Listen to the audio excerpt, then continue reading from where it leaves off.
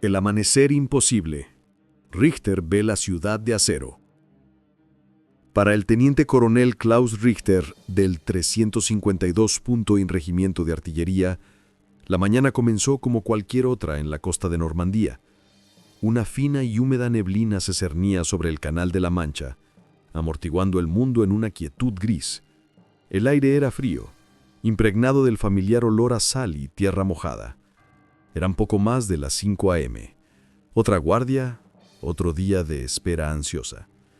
Pero a través de sus binoculares, mientras el primer indicio del amanecer intentaba romper el horizonte, el mar comenzó a cambiar.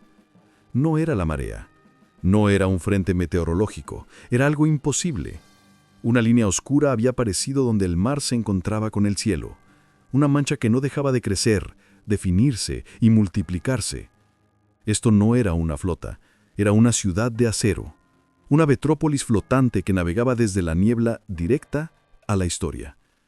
En ese momento, antes de que un solo soldado aliado pusiera un pie en las playas de abajo, antes de que el mundo supiera siquiera los nombres Omaha o Utah, él supo que el Reich estaba a punto de ahogarse. Para entender el impacto de esa mañana, hay que adentrarse en la mentalidad de la fortaleza Europa en la primavera de 1944. Desde la costa de Noruega hasta la frontera española, los ingenieros alemanes habían construido el muro del Atlántico. Se concibió como una cadena de hormigón y acero, erizada de cañones, una barrera impenetrable contra cualquier invasión. En la mente del alto mando alemán y en la propaganda destinada a los soldados, era una prueba del poder del Reich. Pero el teniente coronel Richter, un soldado profesional y veterano del Frente Oriental, conocía la diferencia entre propaganda y realidad. Con 32 años, era lo suficientemente mayor para recordar una Alemania diferente y lo suficientemente joven para haberse forjado en el horno de la guerra. Era pragmático, observador y profundamente cansado. Su mando era una batería de artillería con cañones checoslovacos anidadas en casamatas de hormigón a unos kilómetros tierra adentro de las playas que los aliados pronto codificarían como Omaha. Desde su puesto de observación, un búnker de hormigón hundido en un acantilado alto tenía una vista dominante del mar. Día tras día, él y sus hombres entrenaban, calculaban soluciones de fuego, mantenían sus cañones y miraban el gris y vacío agua. La conversación siempre giraba en torno a la invasión, el día X, el día de los días. Pero, ¿cuándo llegaría? Y, más importante, ¿dónde? La inteligencia alemana estaba segura de que el ataque principal sería en Paso de Calais, el punto más corto a través del canal. Era la elección lógica. Ahí es donde esperaba el 15º Ejército, el grueso de la fuerza alemana en el oeste. Normandía se consideraba un hecho secundario, quizá para una diversión, pero no el evento principal. Este fue un error de cálculo estratégico masivo, y no fue accidental. Fue el resultado de una brillante campaña de decepción, aliada llamada Operación Fortitude, y dejó a los defensores de Normandía peligrosamente expuestos. La unidad de Richter, la 352ª División de Infantería, era mejor que la mayoría en la zona, pero aún era solo una sombra de las fuerzas de élite que habían conquistado Francia 4 años antes. Era una mezcla de veteranos experimentados del este, como él, y un gran número de jóvenes reclutas adolescentes y reservistas mayores. Eran valientes y cumplían con su deber, pero no eran los soldados de asalto de 1940. Eran defensores encargados de mantener una línea que estaba demasiado extendida.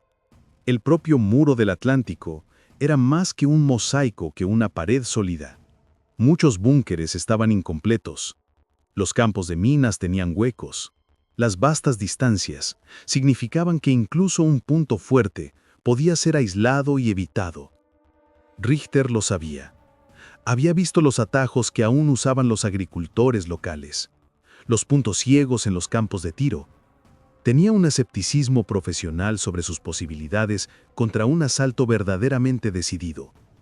En las semanas previas a junio, la tensión había sido palpable.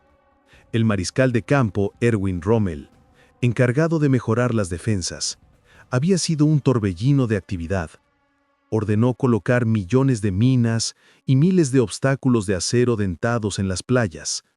Los hombres los llamaban espárragos de Rommel. Rommel entendía una verdad que el alto mando en Berlín parecía ignorar. Si los aliados no eran derrotados en las playas en las primeras 24 horas, la guerra en el oeste estaría perdida. El poder aéreo aliado destrozaría cualquier refuerzo alemán que intentara llegar a la costa.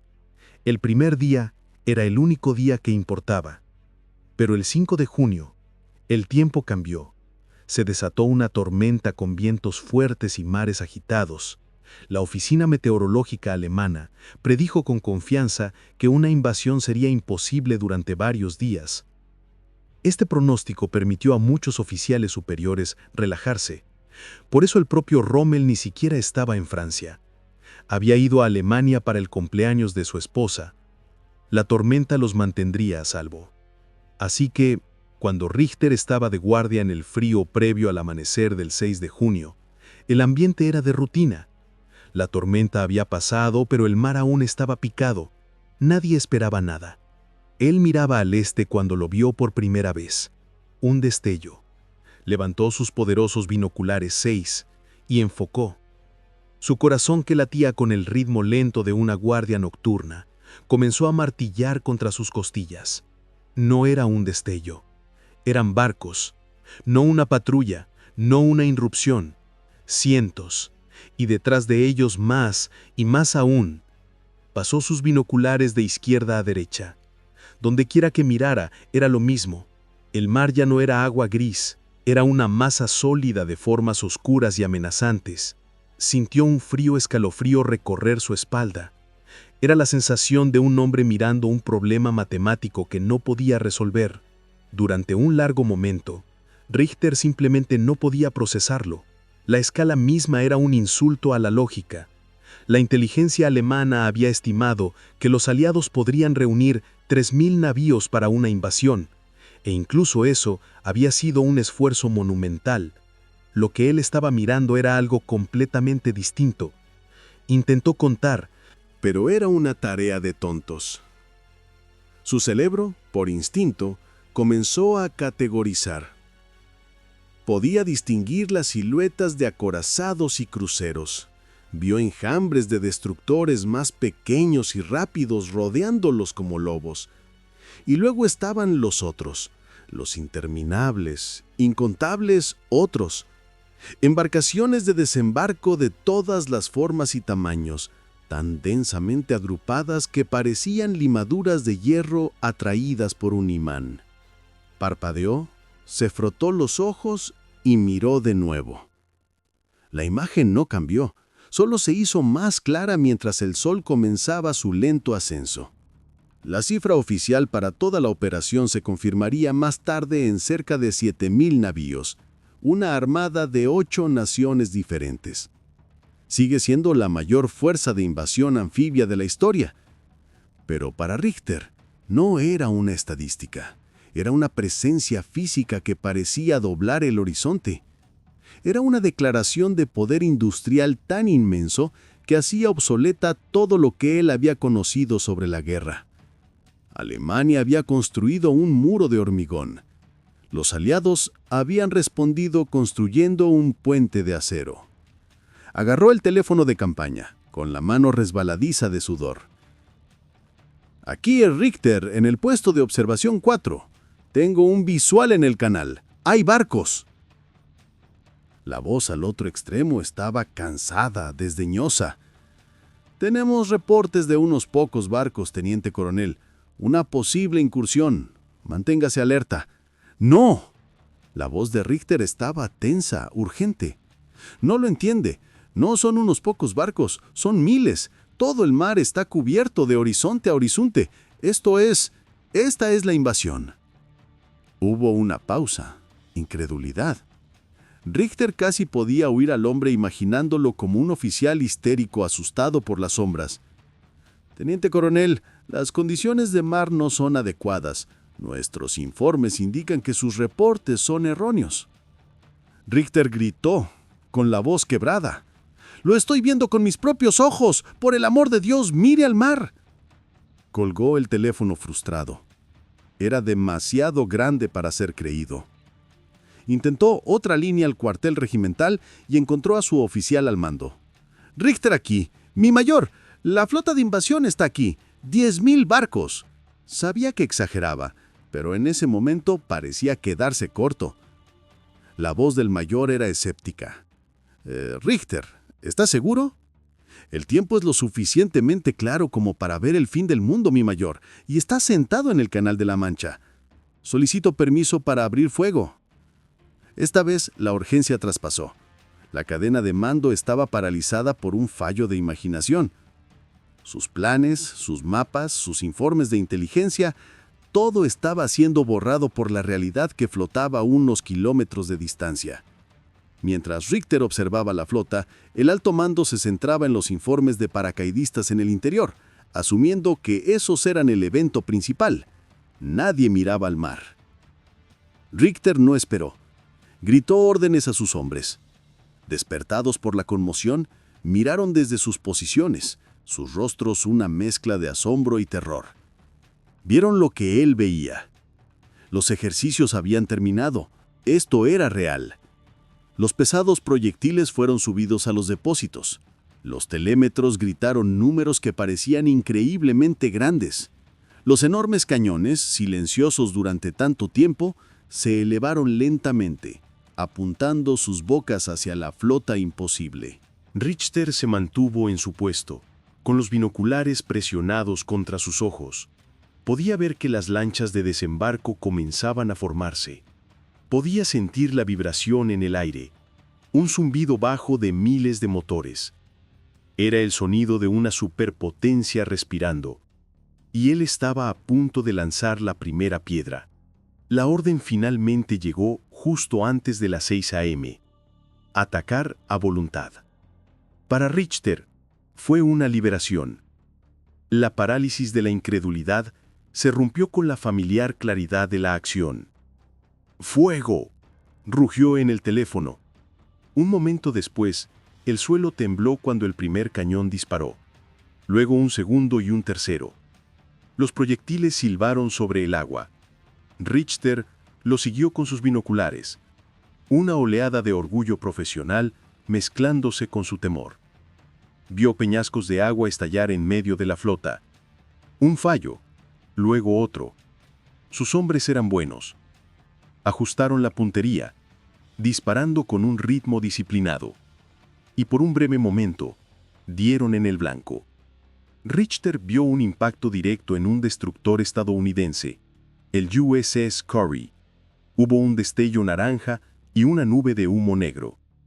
Si bien algunos relatos sugieren que el barco también pudo haber golpeado una mina, desde la perspectiva de Richter, sus cañones habían drawn first blood, mientras el barco se escoraba, dañado, y más tarde se hundía.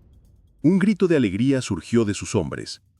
Durante unos minutos, se sintió como una batalla real. Se sintió como si su entrenamiento importara. Pero la sensación fue efímera, porque después de que el barco fue alcanzado, la flota no se dispersó, no redujo la velocidad. El hueco en la formación simplemente se llenó. Las interminables líneas de barcos seguían llegando. Una marea de hierro que no podía ser detenida.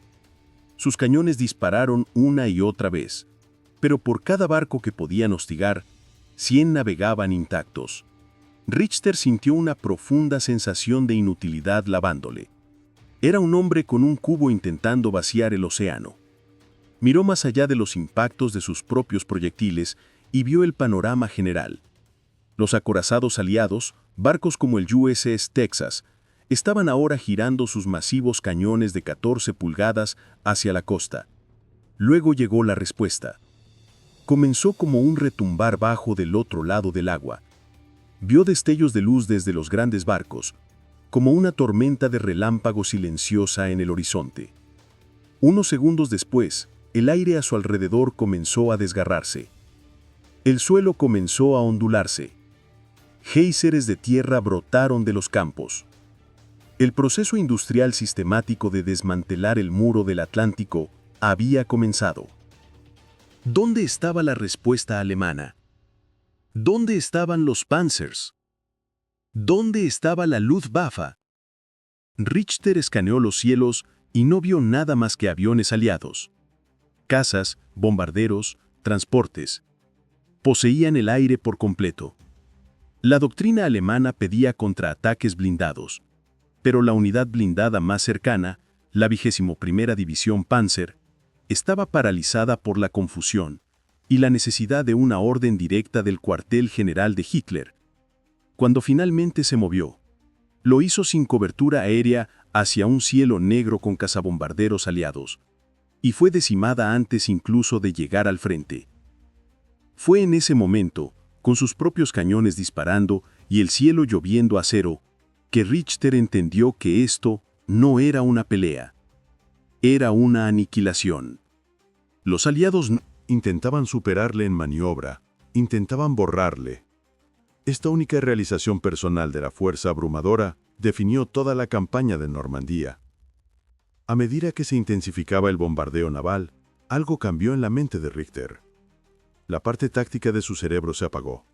Fue reemplazada por una claridad fría y aterradora. Ya no veía barcos y soldados. Veía el sistema detrás de ellos. Veía las fábricas. A través de sus binoculares temblorosos, miró más allá de los buques de guerra y vio, en su mente, las líneas de montaje de Detroit. Se imaginó las fábricas produciendo camiones y motores a una escala que Alemania solo podía soñar. La logística de esta invasión, la capacidad de abastecer a cientos de miles de hombres en una costa hostil, no era un milagro. Era un simple resultado de esa producción industrial. Miró al cielo lleno de un interminable flujo de aviones de transporte C-47 y cazabombarderos. En el día D, la Luftwaffe voló quizás 300 salidas en toda Francia. Los aliados volaron más de 14.000. Por cada avión alemán en el cielo, había más de 40 aliados. La razón no era un fallo del coraje alemán, eran las fábricas. Y luego estaban los tanques. Conocía la reputación de los Panzers alemanes. El Tiger y el Panther eran tecnológicamente superiores, temidos por las tripulaciones aliadas. Pero esa superioridad era un callejón sin salida estratégico. Eran complejos, caros y difíciles de producir. Por cada temible tanque Tiger que salía de la línea de producción, los aliados estaban fabricando docenas de tanques Sherman, más simples, pero brutalmente efectivos. En todo el año 1944, solo Estados Unidos produciría más de 29.000 tanques. La producción mensual máxima de Alemania, en contraste, nunca superó los 2.000. Los aliados no planeaban ganar las batallas de tanques mediante la calidad. Planeaban ganar enterrando a los Panzers bajo una montaña de acero. Esta era la nueva realidad. Esta era la ecuación industrial de la derrota. Toda la charla sobre la fuerza de voluntad y la fuerza ideológica se disolvió ante estos números. La ideología nazi había prometido que un pueblo unido y decidido podía triunfar sobre las democracias decadentes, pero aquí estaba la prueba. La ideología nazi no podía detener un bombardero. La fuerza de voluntad no podía hundir un acorazado. Richter sintió una desesperación casi espiritual, profunda. Él y sus hombres eran buenos soldados. Estaban a punto de morir no porque fueran superados en la lucha, sino porque eran superados en número en una escala que desafiaba la comprensión. Eran participantes en un concurso que ya había terminado. Él y sus hombres, todo el ejército alemán en el oeste, eran como una espada finamente elaborada frente a un martillo hidráulico accionado por vapor. El resultado del concurso nunca estuvo en duda. Pensó en los carteles de propaganda y en la inquebrantable creencia en la victoria final en casa. Todo era una mentira. No solo una mentira política, sino matemática. El alto mando alemán debía haberlo sabido. Debían haber visto los gráficos de producción. Sin embargo, habían enviado a él y a millones más a luchar en una guerra que no podían ganar. No es de extrañar que en el último año de la guerra, la tensión psicológica y la confrontación con esta verdad imposible llevaran a un aumento de suicidios entre los oficiales en el frente. No solo estaban luchando contra soldados de Estados Unidos, Gran Bretaña y Canadá, estaban luchando contra el poder total y sin restricciones del complejo industrial global. A medida que el sol subía más alto, lo teórico se convirtió en una realidad brutal. El bombardeo naval alcanzó un crescendo, un trueno constante que nunca cesaba. El hormigón del búnker se estremeció y el polvo llovió del techo. A través de la rendija de observación, Richter vio a las primeras olas de lanchas de desembarco tocar la orilla. Las lanchas Higgins bajaban sus rampas, descargando soldados estadounidenses en la rompiente. Las ametralladoras en los búnkers alemanes a lo largo de la playa de Omaha comenzaron a repiquetear, destrozando las filas de los primeros hombres en tierra. Desde su punto de vista, Richter podía ver cómo se desarrollaba el terrible drama, el agua tornándose roja, los cuerpos amontonándose. La 352ª División de Infantería Alemana estaba cobrando un precio horrible. Por un momento pareció que la defensa se mantenía. Los estadounidenses estaban inmovilizados. Pero entonces, la ecuación industrial se impuso de nuevo. Los destructores aliados, al ver la masacre, hicieron algo suicida y heroico. Navegaron directamente hacia la costa, algunos acercándose a menos de 1000 yardas, raspando sus cascos en los bancos de arena. Volvieron sus cañones hacia los búnkeres alemanes, proporcionando fuego de apoyo directo, en un movimiento que cambió la marea en Omaha. Al mismo tiempo comenzaron a aparecer máquinas extrañas y nuevas. Richter observó cómo los camiones anfibios, los DUWK, aparentemente salían directamente del océano y llegaban a la playa. Vio tanques arrastrándose hacia la orilla, algunos equipados con gigantescos flagelos para detonar minas. Eran los Fannies de Hobart, vehículos blindados especializados que los británicos habían desarrollado para superar exactamente este tipo de defensas. Los alemanes no tenían nada parecido. La escena en la playa de abajo pasó de ser una lucha a un proceso metódico de aniquilación. Los puntos fuertes alemanes fueron sistemáticamente cegados y destruidos por proyectiles navales, rondas de tanques y bombas. Solo en la playa de Omaha se estima que la 352ª División sufriría alrededor de 1200 bajas ese día. Un porcentaje asombroso de su fuerza de combate, aniquilada en cuestión de horas. La propia batería de Richter ahora era un objetivo primal. Los proyectiles caían cada vez más cerca. Un impacto directo en una de las posiciones de los cañones envió una bola de fuego al aire. Otro cañón fue destruido. Sus líneas telefónicas murieron. Estaba aislado. Su mando, destrozado. Miró al cielo una última vez. Era un techo movedizo de aviones aliados. En el mar, la primera ola de lanchas de desembarco estaba siendo reemplazada por una segunda y una tercera. Más allá de ellos, la vasta armada esperaba pacientemente, una cinta transportadora de hombres y material que parecía poder funcionar para siempre. Los aliados desembarcarían alrededor de 1500 tanques en el día D. La batalla por la playa aún rugía, pero el resultado ya estaba decidido. Era solo una cuestión de tiempo y tonelaje. La guerra en Normandía ardería durante otros 2 meses. La lucha en los setos sería brutal y costosa, pero no cambiaría nada. Cada tanque alemán destruido era una pérdida que no podía ser reemplazada. Cada tanque aliado perdido era reemplazado por 3 más. Cada soldado alemán que caía dejaba un vacío en la línea que no podía llenarse. Para el teniente coronel Klaus Richter, y para los miles de soldados alemanes que sobrevivieron a ese primer día, el resto de la guerra fue solo un epílogo. Lucharon impulsados por el deber, por el miedo o por un patriotismo desconectado de la realidad. Pero la esperanza de la victoria se había ido. Había desaparecido en la luz del amanecer del 6 de junio. A menudo imaginamos el fin del Tercer Reich como un lento y agonizante colapso, que culmina en la batalla de Berlín. Pero para los hombres en el muro del Atlántico, el final llegó en un solo y horroroso momento de revelación. Fue el momento en que vieron una flota que llenaba el horizonte, un cielo negro con aviones enemigos y una fuerza que no era solo un ejército, sino el peso completo y aplastante del mundo industrial moderno.